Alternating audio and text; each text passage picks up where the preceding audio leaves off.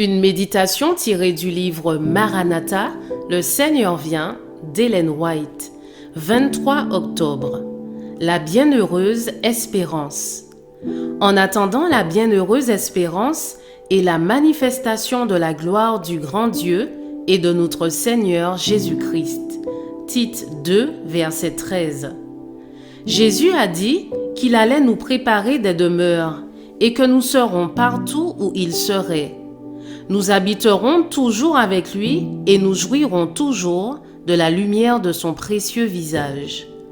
Mon cœur saute de joie devant une perspective si encourageante. Nous sommes presque arrivés à la maison. Au ciel merveilleux, c'est là notre foyer éternel. À chaque instant, je me réjouis de ce que Jésus soit vivant. Et parce qu'il vit, nous aussi, nous vivrons. Mon âme dit, loue le Seigneur. En Jésus se trouve la plénitude, la provision pour chacun, pour tous. Pourquoi devrions-nous mourir par manque de pain ou mourir de faim en pays étranger? J'ai faim et soif de salut, d'une harmonie totale avec la volonté de Dieu.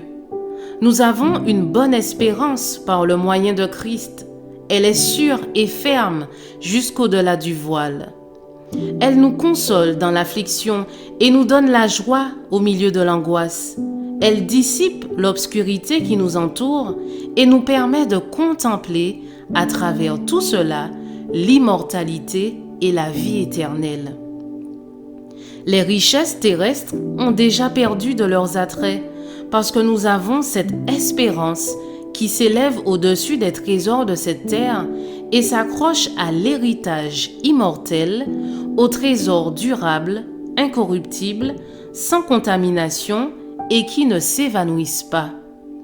Nos corps mortels peuvent mourir et être déposés dans la tombe. Cependant, la bienheureuse espérance demeure jusqu'à la résurrection, lorsque la voix de Jésus appellera ceux qui dorment dans la poussière. Nous jouirons alors de la plénitude d'une espérance bénie, glorieuse. Nous savons en qui nous avons cru. Nous n'avons pas couru et travaillé en vain. Une riche et glorieuse récompense nous attend. C'est le prix pour lequel nous courons, et si nous persévérons avec courage, nous l'obtiendrons certainement. Le salut est pour nous. Pourquoi resterions-nous loin de la source? Pourquoi n'allons-nous pas y boire afin que nos âmes soient rafraîchies, vivifiées et qu'elles s'épanouissent pour Dieu? Pourquoi tenons-nous tant à la terre? Nous avons des sujets de conversation et de méditation meilleurs que ceux de la terre. Nous pouvons nous trouver dans une disposition d'esprit céleste. Oh! Attardons-nous sur le caractère aimable et immaculé de Jésus. Contemplons-le et nous serons transformés à son image. Soyons pleins de courage, ayons foi en Dieu. Je vous souhaite une excellente journée, que Dieu vous bénisse.